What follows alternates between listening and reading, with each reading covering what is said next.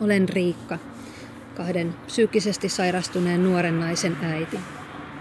Meillä on ollut vaikka mitä. Syömishäiriötä, viiltelyä, masennusta. Suurin pommi oli itsemurhayritys. Muistan sen päivän ja päivämäärän tarkkaan, kun tyttäreni yritti itsemurhaa.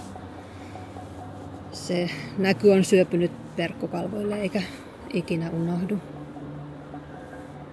Äidin sydän murtuu, kun oma lapsi ei jaksa elää. Sitä ei voi sanoin kuvailla. Kukaan ei osannut arvata tai odottaa sellaista. Tilanne tuntui ihan epätodelta, pelottavalta ja kaoottiselta, koska samaan aikaan mietin montaa eri asiaa, mihin pitää olla yhteydessä, mitä pitää tehdä.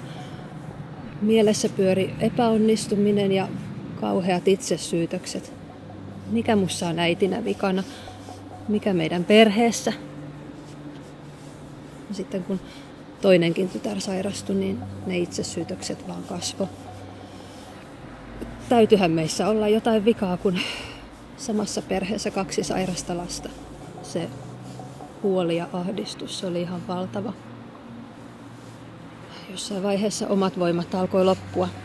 Yritin epätoivoisesti etsiä tietoa ja apua, enkä sitä silloin löytänyt. Mielenterveystyöntekijän kautta kuitenkin ohjauduin omaisryhmään.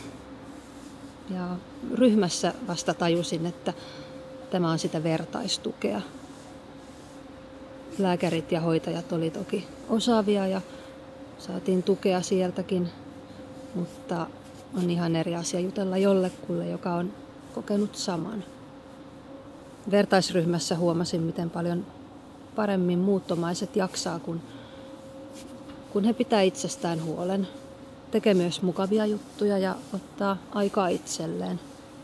On ollut tosi vaikeaa jatkaa omaa elämää, irrottautua lapsista ja oonhan mä heille edelleen läsnä.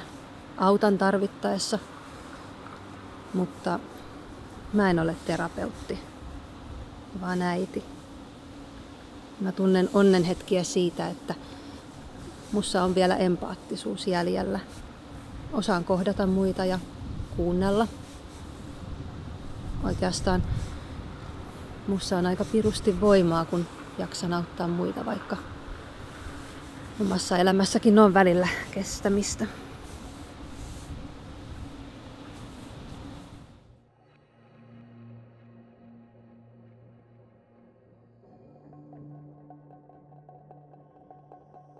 Ota rohkeasti yhteyttä yhdistykseen. Siellä kuunnellaan ja siellä on monenlaista toimintaa, ryhmiä, joista saat vertaistukea.